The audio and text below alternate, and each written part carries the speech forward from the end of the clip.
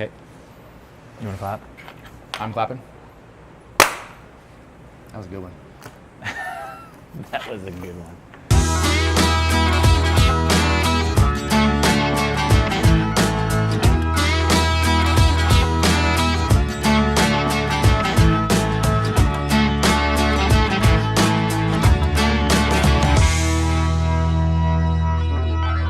Let's go see what Zach's working on. Normally Zach's behind the camera, but actually right now we have Nicole. I don't know if you could say hi, Nicole. Hey. But Zach's working on something pretty cool, so we put him on the other side of the camera. We're gonna go ask him about his project. Hey, Zach. Hey. What you working on? I'm working on some more chimes for my grandma. I built a chime system to replace their old chimes at their church in West Virginia. And it's basically it's a web server built into a Raspberry Pi case. And it's been running for about 1.5 years now, and it plays chimes every day like a normal chimes, but except through speakers at her church. And I'm updating more chimes. So basically I've been digitizing the Methodist hymnal into bell sounds, and she is getting newer sounds, I guess. I'm adding more hymns to it so she can cover more seasons and things like that. So you're actually going through and reading the sheet music and like converting it digital somehow? I'm using the sheet music kind of visually. It's kind of weird because the songs I've worked on recently were all the popular songs. And so I know them all, and now I'm kind of getting into the deeper cuts, and I'm not as familiar with them. So it's good for me to look at it to kind of get a sense of speed and things like that. But I'm actually getting the music files as MIDIs through a online database called the Hymnary that has every MIDI file of anything that is within out of copyright, which is most hymns.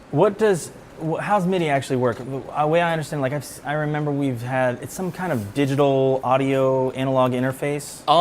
Yes, I don't fully know exactly what all it's doing. I was actually just working on this one right now, which is I'll praise my maker while I've breath.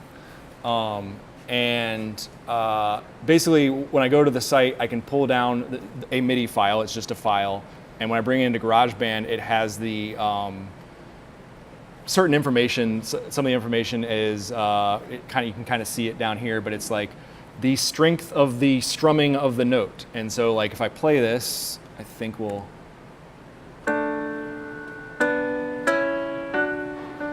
So I have it under Steinway Grand Piano in GarageBand. The first step for me is to, well, actually it's not the first step because it gets kind of ugly, but you can hear it here. I've got chime sounds. It's actually MP3 or wave recordings of a bell tower in Belgium called the Ghent Tower, I believe it's called, Belfry of Ghent. Anyway, so these are now the same notes played. So the bad thing about that is it gets really muddy really fast because it's a lot of bells at once. So my first step is actually bringing it into something a little prettier sounding and just to work with it. Just to work with it.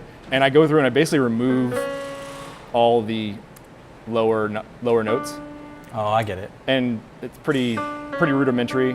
So you're just kind of getting like the gist of the song. Most of the time, the hymns are played, the melody is in the right pinky the whole time. Mm-hmm. And so on the piano.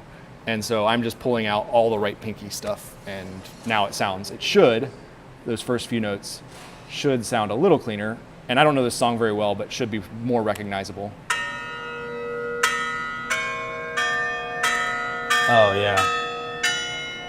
Basically, it was sort of like maybe it was a chord and you're sort of just taking out the unique notes. Hymns are basically, if you look at like a hymnal, it's really just left hand's playing 2 notes, right hand's playing 2 notes, and they're just moving around the piano. Mm-hmm. I mean, at its simplest. Okay, so say you're done with this. Once you get done with these songs, you are obviously creating a file.